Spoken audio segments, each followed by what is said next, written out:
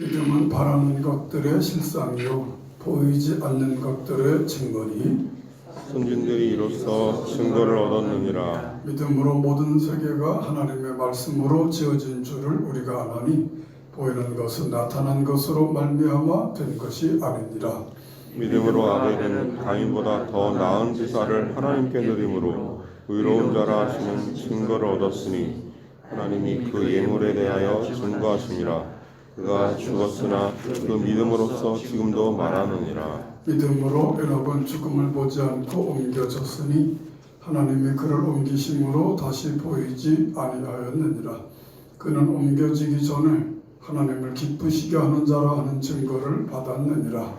믿음 역시는 하나님을 기쁘시게 하지 못하나니 하나님께 나아가는 자는 반드시 그가 계신 것과 또한 그가 자기를 찾는 자를 찾으시는 이심을 믿어야 할지니라. 믿음으로 노아는 아직 보이지 않는 일에 경고하심을 받아 경외함으로 방주를 준비하여 그 집을 구원하였으니 이로 말미암아 세상을 정죄하고 믿음을 따르는 의의 상속자가 되었느니라. 믿음으로 아브라함은 부르심을 받았을 때 순종하여 장래 유업으로 하늘 땅에 나아갈새 갈 바를 알지 못하고 나아갔으며 믿음으로 그가 이방의 땅에 있는 것 같이 약속의 땅에 거류하여 동일한 약속을 유업으로 함께 받은 이삭 및 야곱과 더불어 장막에 거하였으니 이는 그가 하나님이 계획하시고 지으실 터가 있는 성을 받았음이라. 믿음으로 사라 자신도 나이가 많아 단산하였으나 잉태할 수 있는 힘을 얻었으니 이는 약속하신 일을 미쁘신 줄 알았음이라. 이러므로 죽은 자와 같은 한 사람으로 말미암아 하늘의 허다한 별과 또 해변의 무수한 모래와 같이 많은 후손이 생육하였느니라.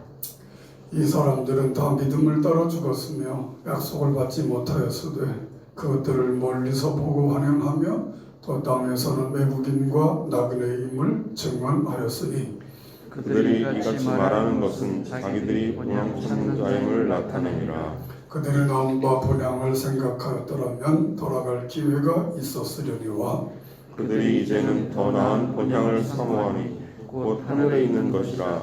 이러므로 하나님이 그들의 하나님이라 일컬음 받으심을 부끄러워하지 아니하시고 그들을 위하여 한 성을 예비하셨느니라. 아멘.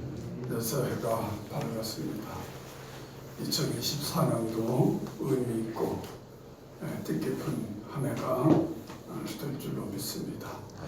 그래서 우리가 이 새벽을 최소한 한 주간만이라도 깨우자 이렇게 해서 시작을 믿음으로 시작하자 이렇게 이제 생각하면서 그런 뜻으로 지금 이제 진행하고 있습니다.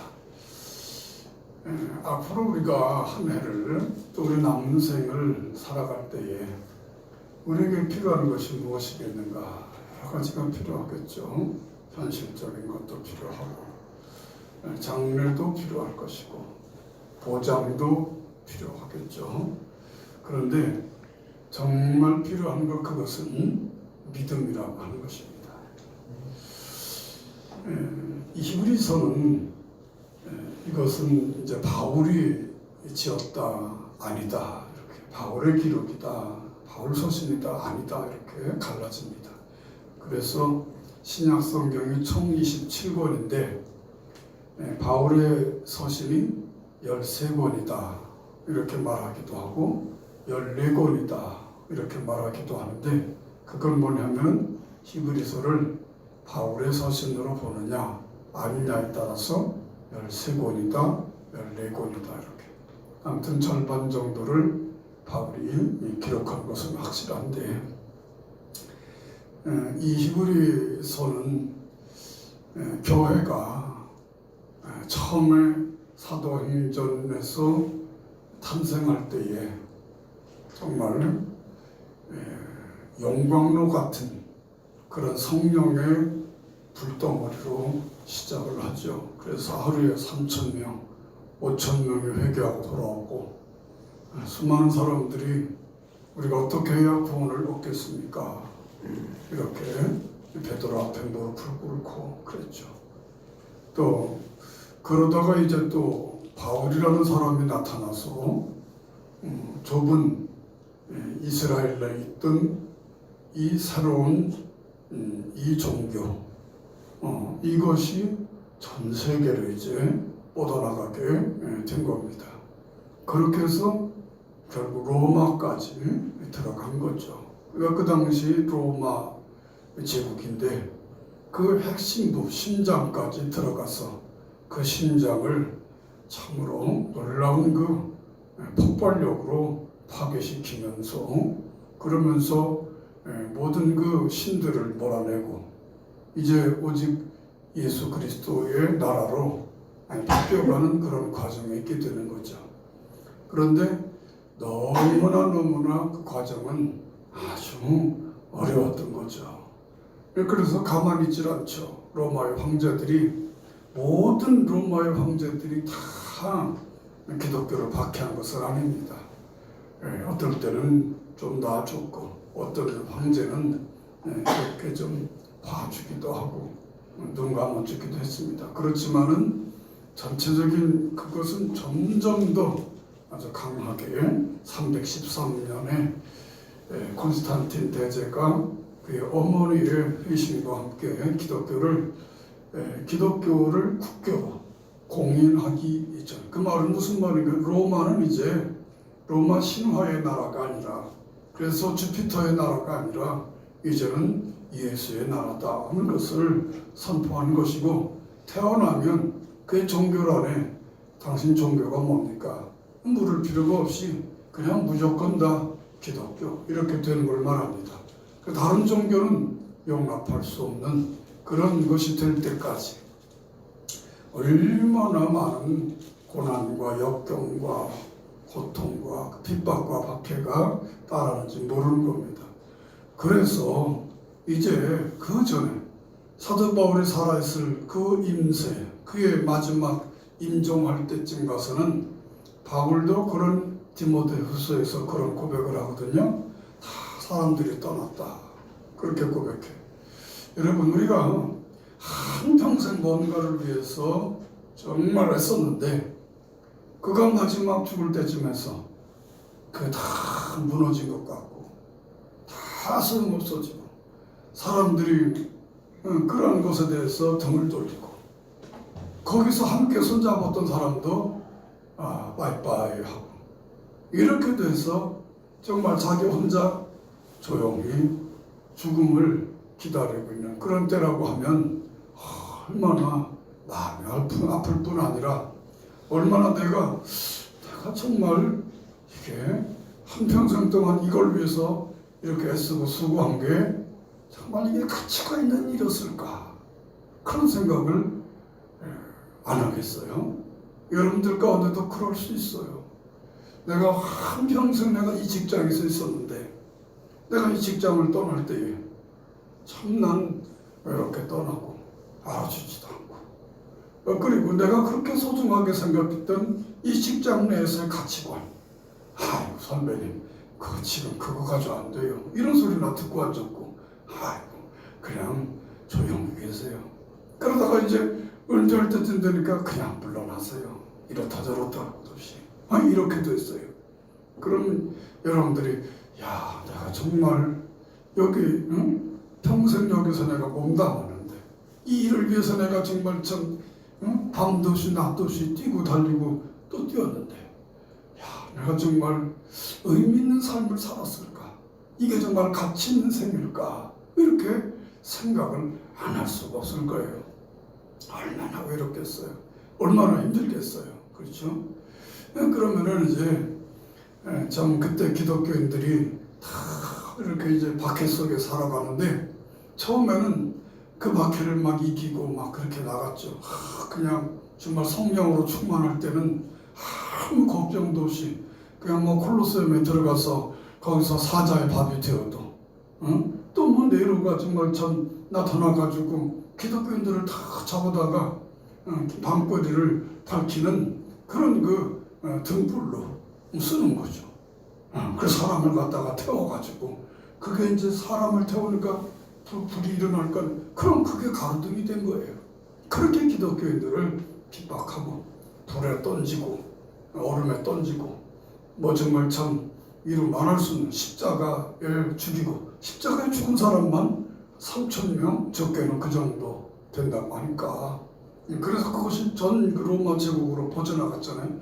그러니까 예수님만 그렇게 죽으신 게 아니라 수많은 사람들이 십자가 형틀에서 죽었고 그런데 그 죽는 사람들은 기독교인들만 죽은 게 아니라 예수는 그랬듯이 강도들과 함께 죽었고 그러니까 강도와 똑같은 사람 취급받고 그렇게 해서 정말 예수 믿으면 요즘 말로 망했다. 요즘 말로 끝났다.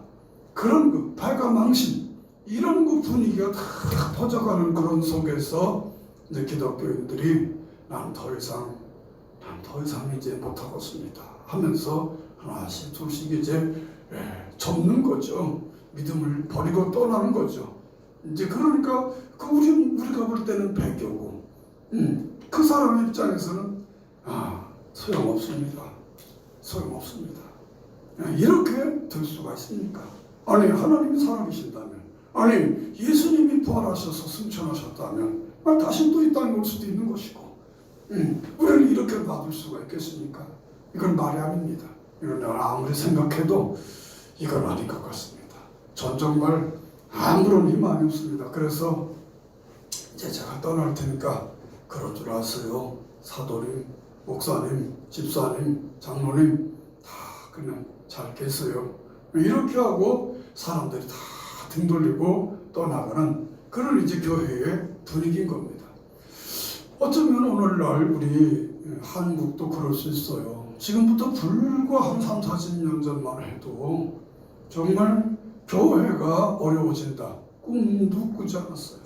그 전에 물론 일정시대 때, 그 전에 조선 말기에 많은 박해가 있었잖아요. 그걸 이기고 정말 기독교가 이렇게 정말 참 하나님의 은혜 가운데 부흥됐고 여러분들도 경험한 분도 있고 경험 안 한 분도 있을 거예요.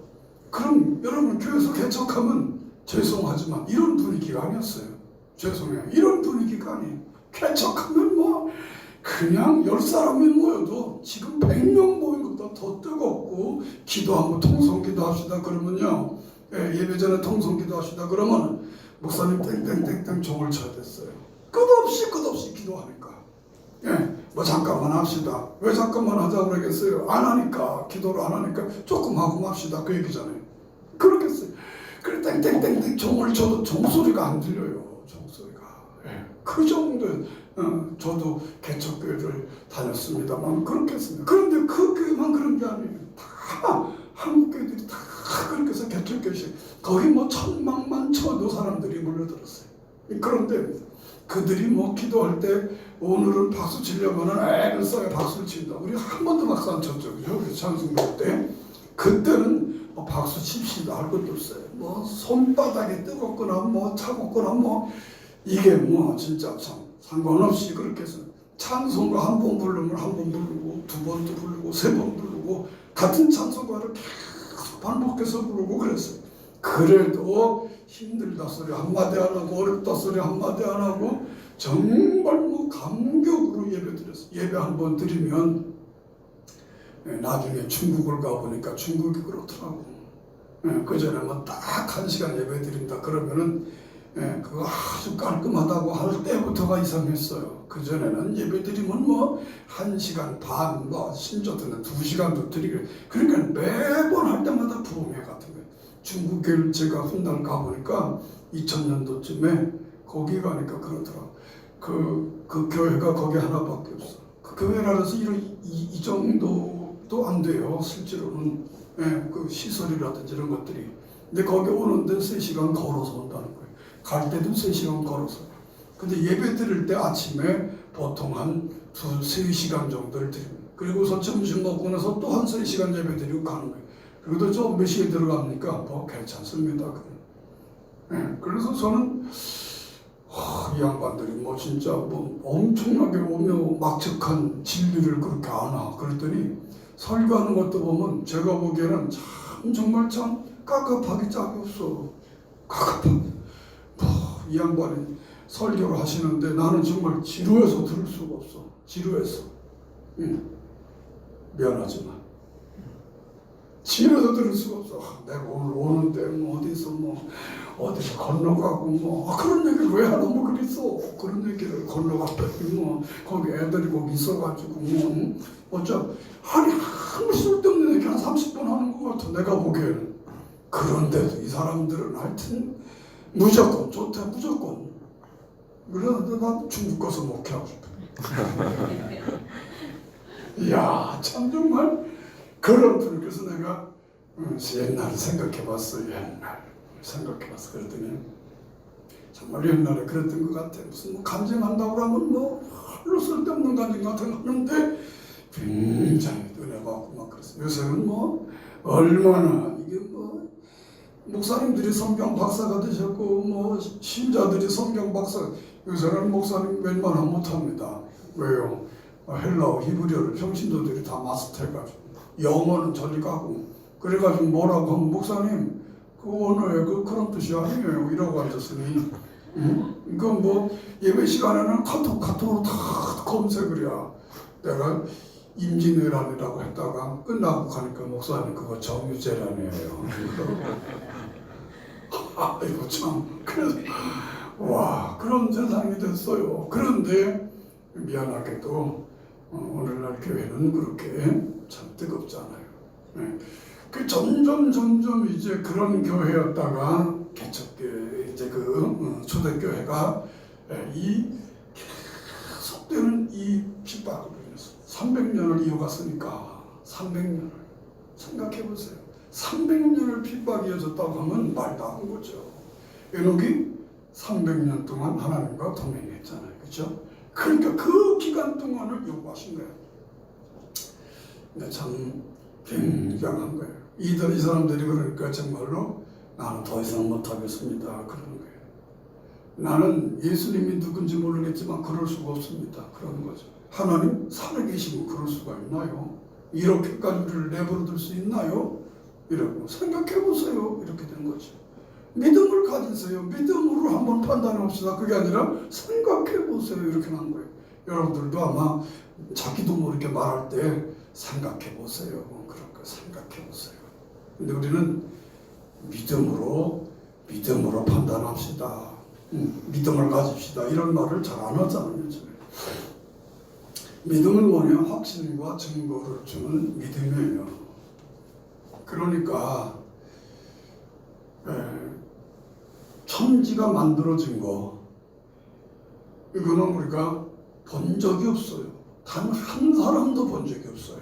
그렇죠? 어느 누가 우주가 시작되는 그날을 볼 수 있겠어요? 그렇잖아요. 못 봐요.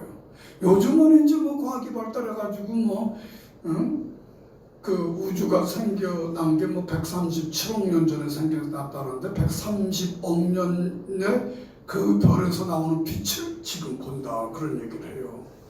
그러니까 이제 정말 주님 오실 때가 되긴 된 것 같은데 정말이지 그런 때지만 실제로 그 현장에 있던 사람은 단 하나도 없죠.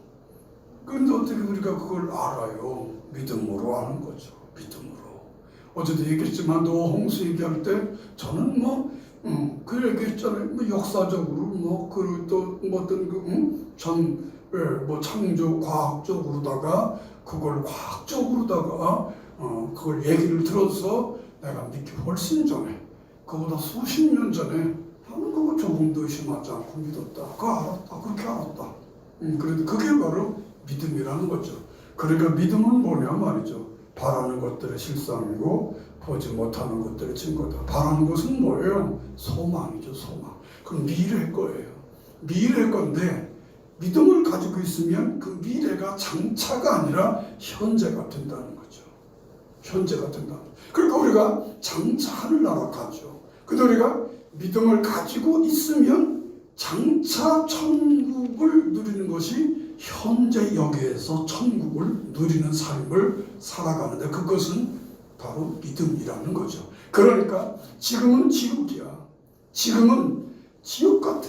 얼마나 핍박이 많은지 두려움, 공포 이런 속에서 막 그냥 덜덜덜덜 떨면서 살아가지만 그러나 장래에 있을 그 하늘을 내가 믿음으로 바라보면 그게 장래가 아니라 오늘 여기 현재 것으로 나온다는 거죠.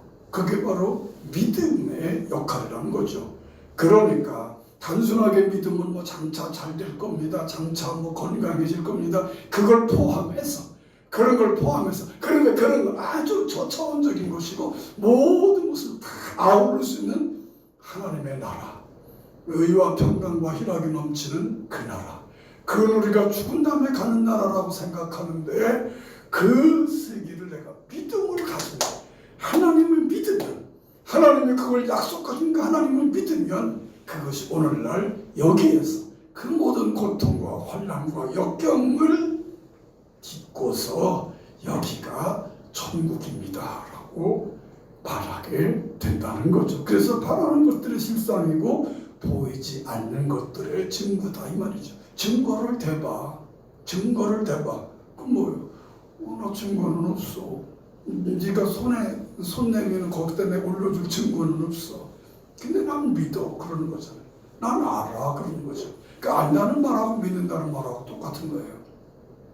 네, 그렇습니다. 그래서 하나님의 세계가 말씀으로 지어진 줄을 아나니 믿음으로 안다 그 말이죠. 선진들이 이로써 증거를 얻었다.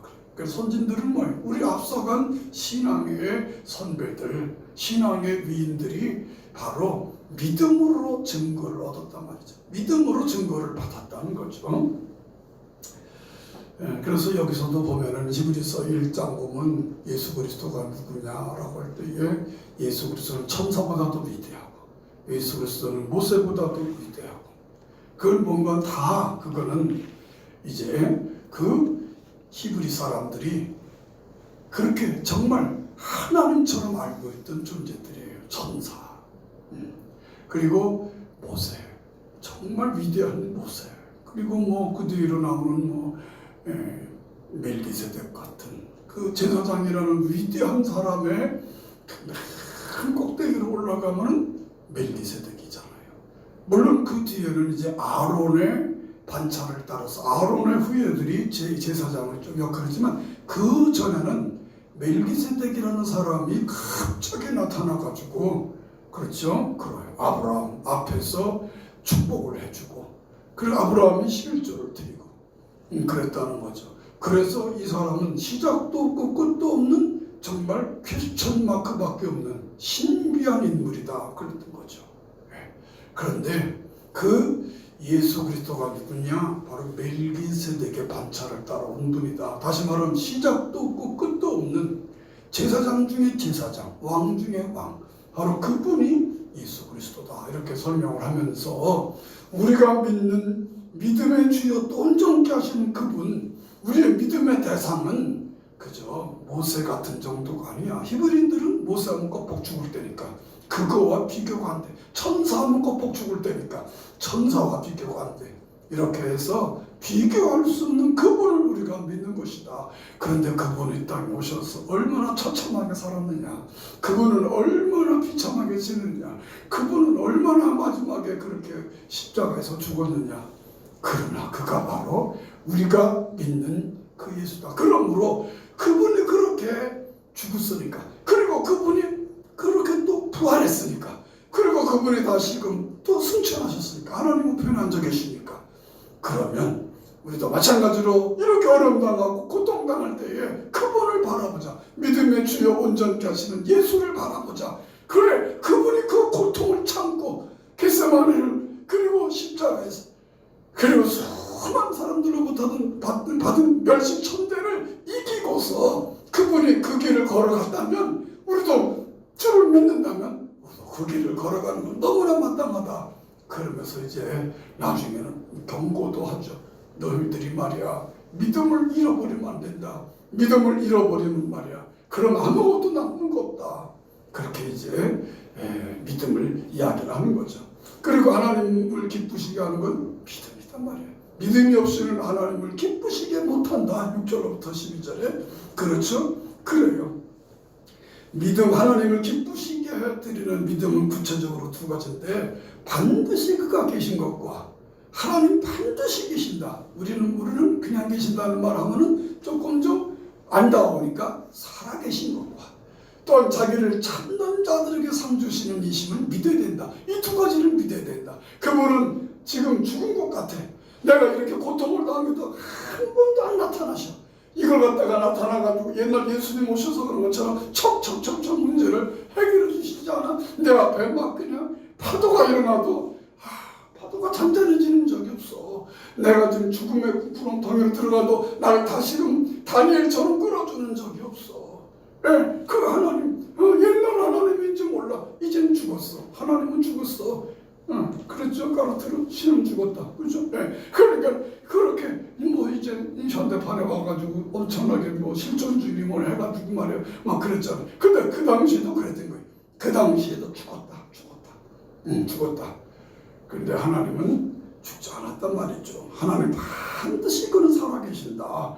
그리고 뭐 자기를 찾는 자들이 그렇게 고통스럽고 더 이상 하나님을 찾을 수 없는 그 상황에서도 나는 더 이상 불행할 수가 없다. 나는 더 이상 비참할 수가 없다. 그 지경에 있을 때에도 하나님을 찾는 자들에게는 하나님의 좋은 것으로 갚아주신다. 즉 상을 주신다. 그걸 네가 믿어야 된다. 그러니까 네가 죽음의 길을 걸어가도 환난과 핍박이 와도 네가 배신하면 안 된다. 배교하면 안 된다. 너 예수를 꼭 붙잡아야 된다. 믿음의 주요 온전케 하시는 이는 예수를 바라보자 말이죠. 이렇게 이제 말씀하는 거예요. 올 한 해 하나님 변함없이 우리와 함께 하십니다. 그걸 확신하시기 바랍니다. 하나님 어떤 분인지 깊이 알아가십시다. 마지막으로 13절로 16절에서는 천국을 바라보는 믿음이에요. 현실에서 최선을 다하되 현실이 끝이 아니에요. 하나님 나라를 소망해야 돼요. 그래요. 우리는 현실에서도 소망을 잃지 말고 최선을 다하는 삶을 믿음으로 살아야 돼요. 동시에 우리 믿음이라고 하는 것은 우리에게 현실을 넘어서 우리의 영원한 본향인 천국을 보게 하는 거예요. 네, 그렇습니다. 그래서 이 천국에 대한 확신이 있게 되면 이 땅에서의 그 어떤 어려움과 환난과 역경과 실망을 줄 수밖에 없는 상황에서도 기쁨 가운데 평안 가운데 살아갈 수 있죠. 아브라함과 사라 같은 믿음의 인물들은 육신적 고향이 아닌 영원한 고향을 바라봤다는 거예요. 영원한 그 세계를 그 고향 본래 돌아갈 그 고향을 바라봤다는 거예요. 그런 사실 어때요? 원래 고향이 있었어요. 그저 갈대아 우르였어요. 하나님이 가라 그래서 가나안 땅으로 왔어요. 거기서 그 가는 동안도 방황했고 가는 동안에도 떠돌이었고 거기서도 떠돌이었어요. 뭐 베르세바로 갔다 뭐 어디를 갔다 계속 떠돌았어요. 그래서 그들이 직업 자체가 떠도는 직업이에요. 양떼를 몰고 다니니까 오늘은 여기 몰고 다니고 저쪽은 저쪽 몰고 다니고 그랬어요. 그들이 참 어디 정착해서 사는 사람들이 아니에요. 그런데 그들이 뭐예요? 그들은 갈대아 우르를 바라본 게 아니라 그들의 돌아갈 고향을 갈대아 우르로 생각한 게 아니라 하나님이 계신 고향으로 돌아갈 것을 그들은 믿었다고 하는 거죠. 그래요.